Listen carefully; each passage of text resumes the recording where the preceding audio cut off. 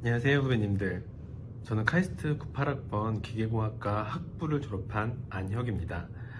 저는 같은 카이스트 홍릉에 있는 경영학과 석사를 졸업하고 증권업계에서 쭉 일을 했고요. 올해 초부터는 같은 회사에서 핀테크 쪽을 맡아서 일을 하고 있습니다. 어찌 보면은 이제 기계공학이라는 전통적인 그 분야에서 좀 벗어난 길을 가고 있어서 아마 오늘 자리에 초대된 게 아닌가 생각을 하고 있고요. 좀 다른 관점에서 기계공학과를 졸업한 한 선배 입장으로서 다양한 커리어에 대해서 좀 얘기할 수 있는 기회를 이 자리를 통해서 가지고자 합니다. 저는 어려서부터 뭘 만드는 걸 좋아해가지고 물리나 기계 이런 분야를 좋아했습니다. 그래서 학부를 공부하면서도 해외 유학을 생각하고 있었고요. 그러다 보니까 그 군대를 먼저 해결하는 것이 중요하다고 생각을 해서 병역특례 회사에서 산업기능요원, 그게 이제 로봇을 만든 회사죠. 거기서 근무를 하게 됐습니다. 근데 막상 현업에서 그러니까 회사라는 곳에서 실제 업무를 하다 보니까 꼭 무엇을 만든다는 게 기술적으로 무엇을 만든다는 걸 의미하지 않는다. 조금 더 다른 세계가 있다. 이런 것들을 조금 깨닫게 되었습니다. 예를 들어서 저 달나라에 어떤 우주선을 쏘아 올린다고 했을 때 뭐랄까 우주선에 대한 공학적인 기술 이런 것들을 다 개발하고 하는 것이 만드는 것이냐, 물론 그것도 만드는 것이지만 그걸 만들 수 있게 뭔가 비즈니스적으로 기술을 이해하면서 비즈니스적으로 여러 같은 것들을 같이 조합을 해서 올릴 수 있는 그런 어떤 비즈니스적인 센스 또한 중요하다는 생각을 회사를 다니면서 좀 많이 하게 됐습니다. 좀 더 구체적으로 보면은 애플의 스티브 잡스나 지금 아마존의 베조스 같은 경우에도 물론 어느 정도 기술에 대한 기반이 있긴 하겠지만 실제 코딩을 다 하거나 제품 설계를 하는 건 아니죠. 하지만 비즈니스적으로 어떤 기술을 이해하고 잘 풀어냈기 때문에 사람들이 기억하는 그런 수준에 올라간 게 아닌가 생각하고 있고, 제가 회사를 다니면서 느꼈던 포인트가 바로 그거였다고 봅니다. 꼭 만든다고 해서 기술적으로 만드는 게 다 만드는 것은 아닐 수도 있다라는 생각을 한 거죠. 그래서 일단은 기계공학이나 이런 공학 쪽으로 계속 가려고 했던 해외 유학의 꿈을 포기하고 병역특례를 마친 다음에 지금 홍릉에 있는 카이스트 경영공학 석사에 지원을 해서 합격을 했고요. 거기서 공부를 하면서 그때 당시 유행했던 맥킨지, BCG, 베인 이런 전략 컨설팅에 조인하기 위해서 좀 노력을 많이 했습니다. 인턴 같은 것도 많이 하고요. 좀 결론적으로 얘기해서는 제가 원하는 곳을 가지 못했는데 결국 대학원을 졸업하고 제가 취직한 곳은 증권사 리서치 쪽의 퀀트 업무라고 보면 되겠습니다. 지금 퀀트라는 것들은 좀 많이 알려져서 많이 좀 투자를 좀 좋아하시는 분들은 퀀트 기법에 대해서 많이 좀 좋아를 하죠. 하지만 이제 제가 갔었던 그 시기만 하더라도 2007년 국내에서는 이제 퀀트라는 부분이 되게 생소했기 때문에 밑바닥에서부터 좀 개척했다고 개척했다고 보면 됩니다. 그래서 퀀트를 굳이 말하면 이제 어떤 투자에 대한 부분을 이제 숫자, 데이터, 알고리즘 가지고 이제 풀려고 하는 그런 어떤 영역을 얘기하는데요. 아마 공대 출신이기 때문에 이런 쪽에서 되게 강점이 있었지 않았다 생각을 합니다.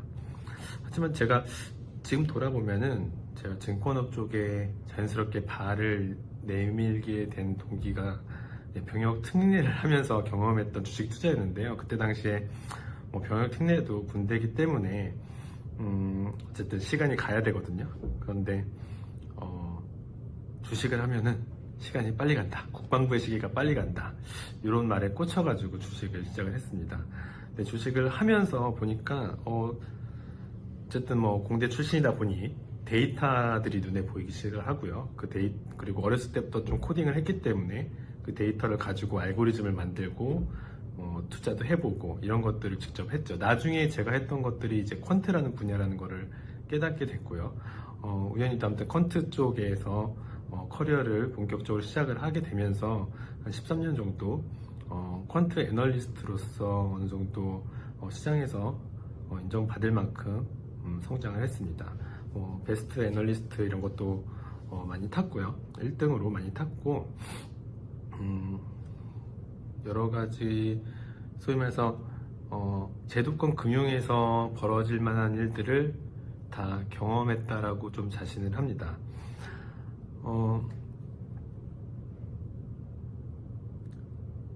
제가 한 일을 좀 더 얘기를 좀 기존에 퀀트 하셨던 분들과 다른 점들을 좀 더 얘기를 하면은 좀 만드는 거에 관심이 많았기 때문에 직접 알고리즘을 개발하고 그래서 이제 소위 말하는 큰 기관 투자자 펀드 매니저라고 하는 그런 포트폴리오 매니저들한테 제공을 하고 또 개인적으로는 머신러닝 쪽에도 관심을 많이 가지게 돼서 머신러닝으로 알고리즘을 적용하기도 하였고 작년에는 이제 세계 최초로 인공지능 리서치라는 솔루션을 개발을 해서 지금도 월간 한 200만 이상의 구독을 기록하는 성과를 냈습니다.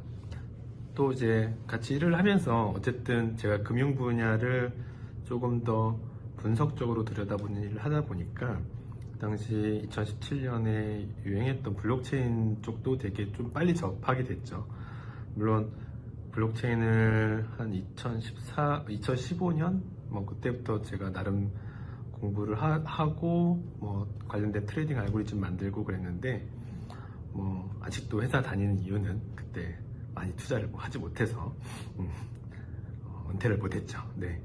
근데 어찌됐든 이런 새로운 금융 쪽에서 새로운 기술도 좀 공대 백그라운드가 있다 보니까 조금 더 많이 접하게 되고 그러다 보니까 여의도라는 어떤 제도권 금융권에서는 나름 블록체인 관련 전문가로서도 인지도를 쌓기도 하고 그래서 국회에서나 이런 정부 기관에서 주요 정책, 블록체인이나 가상자산에 대한 주요 정책을 세울 때도 많이 인볼브를 해서 정책을 수립하는 데도 자연스럽게 영향을 미치는 그런 경험을 갖게 되었습니다. 최근의 사항들을 좀 말씀드리면 최근 몇 년간 이제 전 세계적으로 이제 핀테크 붐이 불면서 국내에도 네이버, 카카오, 토스 이런 핀테크 또는 빅테크 업체들이 금융권을 크게 위협하는 상황이 벌어지고 있죠. 그래서 저희 회사에서도 그러니까 한국투자증권이라는 좀 오래된 회사에서도 사실 카카오뱅크 대주주이거든요. 처음에는 한 60% 이상을 가지고 있는 대주주였다가 이제 은산법이 해결되면서 지금 카카오가 가지고 있는 주주식보다 한 주 적은 대주주로서의 어떤 지분이 있고요. 그런 걸 경험을 하면서 자체적으로도 좀 플랫폼 역량을 키워야 되겠다라는 생각을 좀 많이 했습니다. 그래서 작년 말에 저희 이제 디지털 플랫폼 본부를 설립을 했고요. 저는 이 본부에서 아이데이터, 금융 엔진, 로보 어드바이저 이런 쪽 데이터 분석과 엔진을 총괄하는 부수장으로서 역할을 수행을 하고 있습니다. 그래서 같은 회사지만 작년까지는 검은 양복에 와이셔츠 이렇게 입고 다녔었는데 지금은 요새는 좀 약간 실리콘밸리 스타일로 일하고 있습니다. 더 이상 양복을 입지는 않고 있습니다. 지금까지 저의 좀 커리어를 말씀드렸는데요. 여기서 제가 후배님들한테 감히 드리고 싶은 임플리케이션들이 몇 개 있습니다.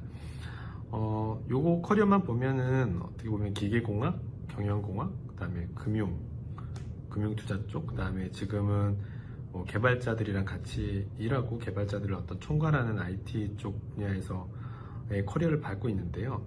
이것만 보면 커리어에 많은 변화가 있었다고 생각할 수 있습니다. 저는 이런 커리어는 문서상에 표현하는 커리어는 표면적인 것이지 제 커리어에서 그 밑을 관통하고 있는 어떤 것들은 좀 만들기를 좋아하고 그렇지만 이제 만들기를 좀 더 분석적으로 할 수 있는 그 능력이 바탕이 되어 있다고 좀 생각을 하고 있습니다. 어떻게 보면은 어떤 분야에서 일하는 거는 되게 좀 피상적인 거죠.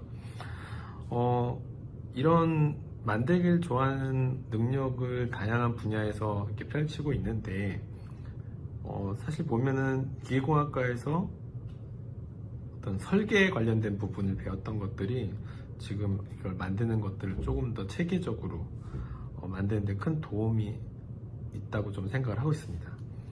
이제 뭐 코딩을 통해서 금융 알고리즘을 개발하는 것도 일종의 설계이고요. 또 금융시장을 분석하고 대응하는 전략을 세우는 것도 설계이고요. 또 비즈니스 자체도 엄청나게 큰 설계라고 볼 수 있습니다.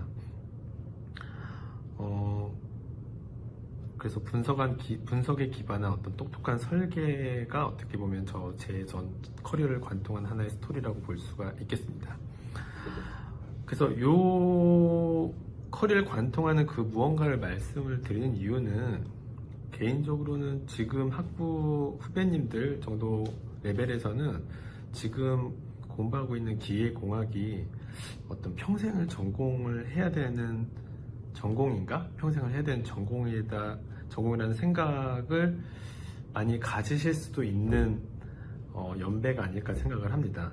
물론 기계공학을 저도 되게 계속 하고 싶었고, 그리고 저희 카이스트라는 학교 특성상 그냥 쭉 공부로 가시는 분도 많기 때문에 거기서 좀 벗어나는 것들에 대해서 또 두려움이 좀 있었던 건 사실이거든요.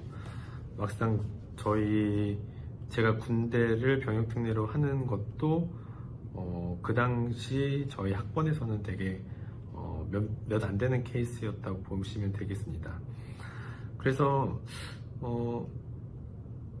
기계공학이라는 것들이 학부랩에서는 어떤 분야라고 생각하는 것은 조금 앞서가는 게 아닌가라고 생각을 하고 있습니다. 기계공학을 정말 평생 업으로 전공을 하실 분들은 석사, 박사 트랙으로 가시는 게 가셔서 어떤 연구 쪽으로 가시는 게 맞지만, 지금 학부생 레벨에서는 기계공학은 전공이 아니라 좀 다르게 말하면 좀 세상을 바라보는 철학을 배운다라고 해야 되나요?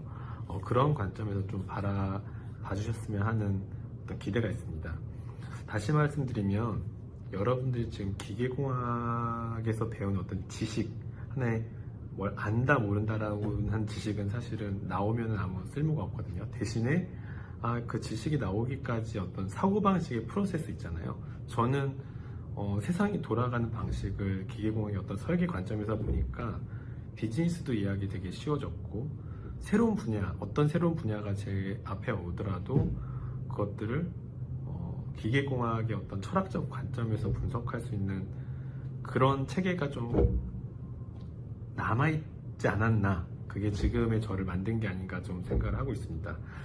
그래서 여러분들께서도 지금 뭐 세상이 되게 많이 변하고 있죠. 이럴 경우에 피상적으로 어떤 분야, 어떤 직업, 이거보다는 자기가 잘하는 거, 그리고 이왕이면 카이스트라는 좋은 학교에서 그 세상을 바라보는 그 관점들을 기계공학 분야에서 들어오셨으니까 기계공학의 관점에서 이해하는 철학의 범위로 자기 걸 만드시는 그런 경험을 쌓으셨으면 좋겠고요. 지금 돌아보니까 카이스트에서 같이 공부했던 분들 다들 똑똑하신 분이고, 어떤 일을 하더라도 잘 하셨던 분이고, 실제로도 잘 하고 계십니다. 여러분들께서도 충분한 능력이 있으신 분이고, 과거보다 기계공학이라는 분야가 최고가 된 적은 없지만 2, 3위권에서 계속 왔다 갔다 하거든요. 근데 막상 금융권도 그렇고 사회에 나와 가보면 곳곳에서 기계공학을 전공하신 분들이 많이 활약을 하고 있어요. 그분들을 거기에 있게 하는 것은 어떤 세상을 바라보는 시스템, 기계적인 관점에서 바라보는 시스템에서 잘 이해하고 그거를 본인의 능력으로 풀어내는 능력 때문에 그 자리에 계시지 않았을까라고 생각을 합니다. 아무쪼록 저의 조금 다른 커리어가 여러분께 도움이 되셨으면 하고요. 언제든지 궁금하신 점 있으시면 따로 연락을 해주시면 도움이 되는 선에서 답변을 해드리도록 하겠습니다. 감사합니다.